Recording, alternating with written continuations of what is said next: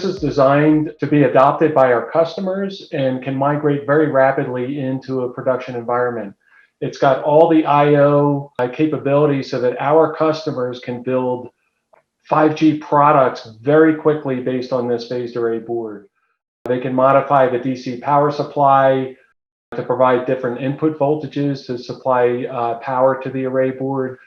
They can modify the input control signals with just a simple modification of the card to support virtually any type of interface into the array board to control it. And this is a good starting point for our customers to use. The printed circuit board that's the heart of the design is made in a commercial process in a commercial ecosystem.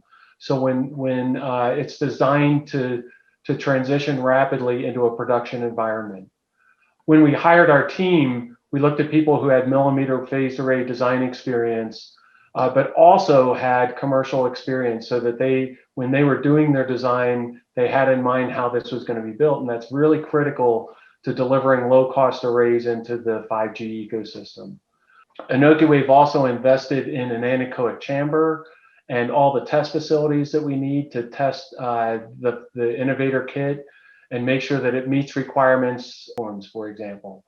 And so that we can map all the way through and look at the 3GPP specs and make sure that our arrays are meeting those for performance.